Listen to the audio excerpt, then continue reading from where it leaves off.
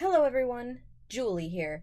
One of the things I love most about My Hero Academia is its deliberate and strategic vagueness about its world. It really is masterful world building in my opinion. It gives you just enough information about the world and its rules for it to make sense and have a history without bogging you down with too much exposition or needless details. But for those of us with hyperactive analytic minds, this leaves a void that must be filled in our perpetual quest to know all the things. This is something I love because it gives me something to think about and theorize about when I can't watch the anime or read the manga. Now, this is where I leave two disclaimers. Number one, I will be talking about spoilers and not holding back. If you want out, now's your chance to go. Are you gone? Okay, good. Number two, I fully acknowledge that I'll be making quite a few assumptions in this, and that in the end I may be 100% dead wrong in places. The manga is only in its 10th volume in English and shows no indication of slowing down, so there will be plenty of opportunities for all of this to be explained in the future. I accept that fact, but why should I let a little detail like that stop me? So without further ado, let's go. What I'll be discussing today is how old is All Might. Wait right there. Wait. Stop. I know what you're thinking. Who the heck cares? How is this important at all? I'm so glad you asked. See, to me, All Might, well, more Toshinori, is probably one of the most interesting characters in the series. His motivations, his ideals, his morals, they're all right up front for us to see. But this makes me wonder, how did he come to be this way? What drove him here? And though the manga only subtly hints at this, I really think it's because of when he grew up. We get almost no information in the manga or the anime about Toshinori's younger years, aside from what Gran Torino tells us, All for One mocking him, and a single panel of him telling who I can only assume is his master, Nana Shimura, before she gave him One for All, what he thinks the world needs for it to be saved. In fact, if I could have one spin-off from this series, it would be Toshinori's journey to where he is now, to becoming the number one hero in the world. But in order for me to examine any of that, first I need to figure out exactly how old he is and what was happening when he was growing up. So there are three main clues that will lead us to this answer. First, we know Toshinori is no younger than 39 and must be older than 44. Second, the talk Toshinori had with Izuku Midoriya about All for One. And third, the talk Izuku's mother had with the pediatrician at the beginning of the story. Going in order, we know Toshinori can't be anywhere in this age range because of the ages of the rest of the faculty at UA. The oldest faculty member whose age we know is actually Mr. Ectoplasm, who is 41 years old when Izuku starts his first year at UA. If Toshinori was anywhere in this age range, that would mean that their UA school years would have overlapped for at least 1 year. While I couldn't find any definitive evidence that Ectoplasm definitely went to UA, I strongly believe that he did, though I do acknowledge this is a possible weak link in my theory. There are other hero schools out there we know, but we don't have any evidence that he went to any of them either. Even if they weren't in the same year, the hero student body at UA is small enough that they would have at least seen or heard of each other or their abilities, just like how Todoroki or Bakugo are very well known throughout the school by their reputation. It's important to remember, despite all the powers and stuff, this is still a normal high school. People from different grades interact, see each other, become friends and enemies with each other. Even Kendo from Class 1B says she has a friend from the upperclassmen, which means there is enough crossing of paths of the grades that people can come to know each other. We also know he can't be younger than 38 for the same reason, due to none of the younger faculty members, who I assume also went to UA, mention it. And if you went to school with the person who became the number one hero in the world and then wound up working back at that same school, I find it hard to believe that fact would not come up at some point, whether it be through the characters' interactions, how they speak to each other, or just outright said at some point, this is the number one hero in the world. If you went to school with him, yeah, you'd bring it up at some point. Now there's the slight possibility that if any of them did go to school together with him, the person didn't realize that Toshinori and All Might were the same person. I mean, he does look very different in his hero form, and he does go by the name of All Might, But their hero names aren't like in our world where it's to protect your identity. If anything, it's a trademark, a way to stand out and make a brand for yourself. Remember, hero is a government job in this world. There are no real secret identities. Heck, some heroes don't even wear masks. Their real names would be known amongst their other hero colleagues and would be used at some point. And even if none of them ever made the connection before he started working there, the fact that the faculty all call and know each other by their real names in addition to their code names, as soon as All Might would have started working there, they would have seen his real form and his name, and they would realize, oh, wait a minute, I went to school with you, and probably feel like a big idiot for not figuring it out sooner. On to the second clue. We now leave the world of concrete facts and enter the realm of the vague and speculation. When Toshinori is telling Izuku Midoriya about All for One, we learn that the quirk as well as the user have been there since the very beginning. This tells us that All for One was amongst the first people to manifest quirks when the phenomenon was beginning. We know this must have been a long time ago due to the fact that Izuku Midoriya is doubtful that All for One could still be alive if he lived back then. This implies that it could be at the very least more than a normal human lifespan ago, perhaps longer considering he states he's never read any of this in his history textbooks. The third and final clue to figuring out a timeline is when Izuku's mother is asked this by the pediatrician. You're fourth generation, yes? As far as quirks, I mean. And she responds, yes, of course.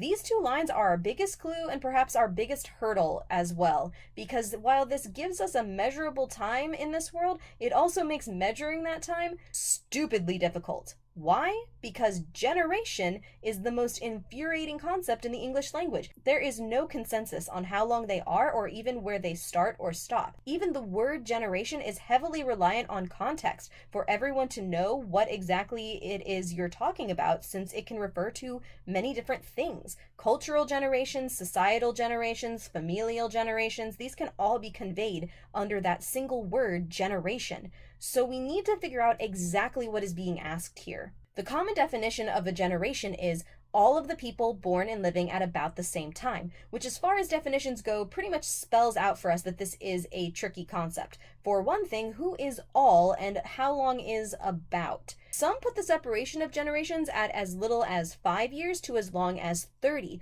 the latter of those essentially separating people by how long it takes for a generation to grow up and start having children of their own. But if we apply that, that would mean that me, born in 95, and someone born in 75 would be in the same generation, which makes no sense on so many levels. Then there's when a generation ends and the next one begins. One definition of this is when the newest generation of fertile breeding adults en masse start having children. The generation they give birth to is the next generation. But again, this sort of breaks down. If you split your generations by, say, 18 years, when you're having kids, the people still in your generation, who are 5 or 6 at the time, are nowhere near that stage of their life. In fact, they would be closer in culture and life experience to your new child than to you. So how can we say the next generation has started when the current one isn't all grown up yet? Can you see how this definition quickly breaks down when applied to large groups of people? So again, what is the pediatrician asking here? I have 2 theories.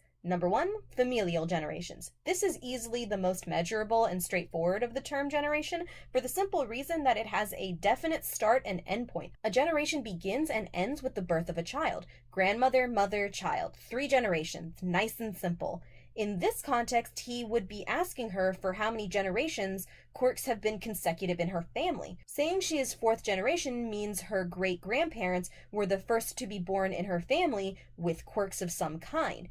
I like this easy explanation, but it comes with one huge flaw. Context. If this is what he's asking, why is he asking it here? What does it have to do with anything in the situation? It's implied that being quirkless in this world is recessive, meaning the trait would need to be present on both sides of the family for it to manifest in Izuku. So this may be the doctor trying to pinpoint where the recessive gene came from in her family tree. If this is the case, why doesn't he be more direct about it in asking the question? Why isn't he asking, is there anyone in your family who is quirkless? In fact, he doesn't even follow up on that when he asks her and she answers yes.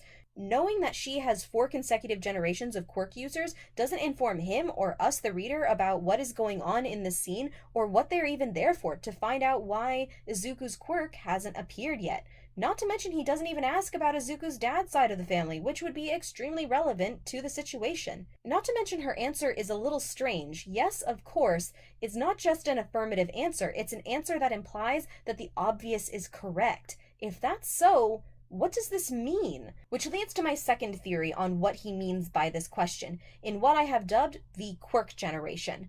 The best way for you to get what I mean by this is for me to rephrase the question he's asking. What generation were you born in since quirks first appeared?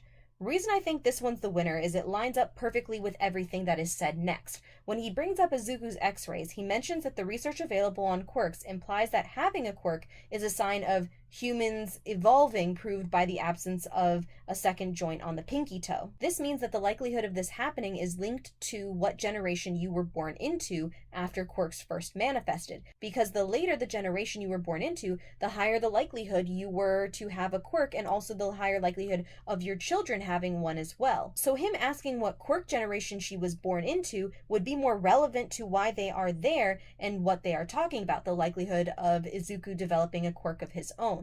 Like if she was part of the third generation, that could explain why her child has a smaller chance of having inherited a quirk. The reason I don't think he asks any follow-up questions and why Izuku's mom answers in this way about the generations is that her quirk generation is the youngest living adult generation, meaning quirks are currently in their fourth generation of fertile breeding adults. She only seems to be in her 20s or so here, so that fact would be pretty obvious, and the doctor is just confirming that she is as old as she appears. I mean, there are quirks that halt or slow aging in this world.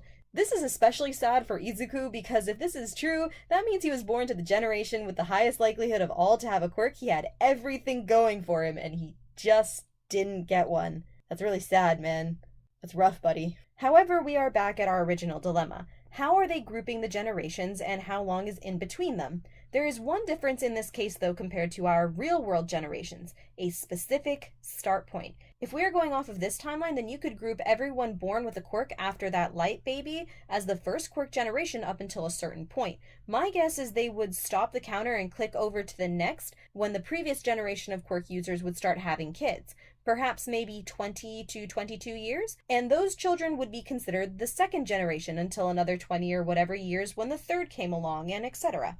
There, of course, would be some outliers. Some of each generation would have children born at, say, the 19th year of a 20-year generation who wouldn't start having kids until near the end of the second, if not possibly early third generation, and some of those people would have kids sooner and some later. But those people's children would be part of whatever quirk generation came after their parents, because they would have the next link in the evolutionary chain after their parents. Rather than a way of grouping people together, the quirk generation is a way of tracking where you are on this evolved gene scale. If every quirk generation is separated by, say, 20 years, it would fit Izuku's shock that All For One is still alive. If All For One was part of the first quirk generation and Izuku is in the fifth, All For One was born more than or nearly over 100 years ago. So all this in mind, where does Toshinori fit into all of this? I personally think Toshinori is part of the third quirk generation, perhaps the middle to late middle, which would make him approximately 45 years old. How did I get this? Simply put, math and deductive reasoning. When he and Izuku talk about when society was in chaos over human rights after quirks developed, Toshinori doesn't talk about it like he was there, meaning this stuff wasn't something he lived through. That stuff probably happened in the first quirk generation. By the time you get to the end of the second quirk generation, things have probably calmed down enough to where society isn't tearing itself apart because quirks weren't completely uncommon anymore. I mean, this would be 40 years after quirks first came onto the scene. And the people who were born into the first quirk generation would be nearing middle age at this point, possibly with careers in government itself, paving the way for quirk-positive rights. But then we get to the third, when I believe Toshinori was born. Toshinori describes being quirkless in his day as not as rare as today, but still out of the ordinary, meaning that by this time it was commonplace for people to be born with quirks, but not unheard of for people to be born without them. You know what? I'm going to break this down further and give it a go at measuring this out. Let's look at it like this. The year the phenomenon started with the birth of the light baby will be year 0, with the year marker being AP for after the start of the phenomenon. If we go by 20-year generations, then they end up looking like this. First generation spans 0 AP to 20 AP, second 21 to 40 AP, third 41 to 60 AP, fourth 61 to 80 AP, 5th, 81 to 100 AP. Let's start with the 0th generation though, the generation currently alive before the first confirmed Quirk user was born. Chances of having a Quirk near if not at 0. Since we know you have to be born with a Quirk to develop one, the small percentage of people in this generation would be those less than the age of 4, the oldest you can be to manifest a Quirk. But since the light baby was the first confirmed Quirk user, his birth is where we start. At this point, the chance and percent of people born with Quirks I'd say would be at about 10 to 20%. Small enough that it was causing concern and discrimination against, but still big enough that it wasn't unheard of. This is when the world would experience the social decay and a time of human rights being hotly debated. I doubt this is when Quirk-related crime would have really taken off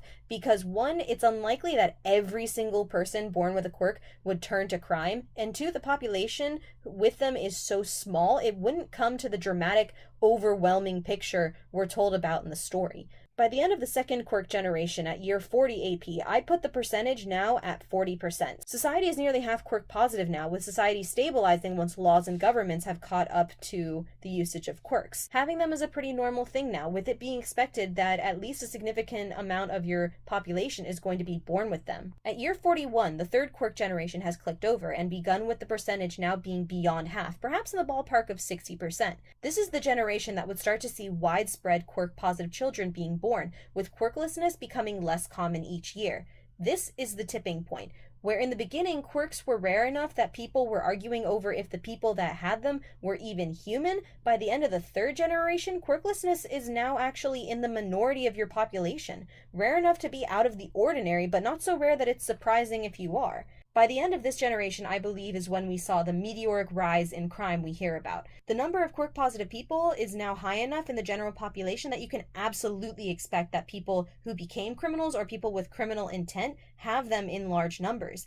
This is the world I believe Toshinori grew up in. This is the world that inspired him to become the symbol of peace that everyone could pin their hopes on. This is where the hero, as we know them today, really began. Now on to the fourth generation, with the percentage nearing the 80% that we know it is today. This is where it now became extremely rare to be born without a quirk, and every child is expected to develop one. We have schools counseling people on them, as well as the best ways of how to use them. Quirks can be used in certain jobs now, and research of quirks now have enough backing and years of study that it can be considered truth. I would expect that at the beginning of this generation, crime has become bad to the point that people believe society as a whole will fall apart. The middle of this generation is where I think All Might stepped onto the scene. Then we get to the fifth generation that Izuku was born in, with 80% of the world having some quirk. And this is where I think I'll stop. This is already long enough as it is, and the rest that I really want to get into I want to talk about in my All Might analysis video that I'm currently writing. While making this video though, I came up with a timeline for the main series of events as a whole, so if you've had enough, don't forget to like, favorite, subscribe if you want, and it would mean the world if you commented actually.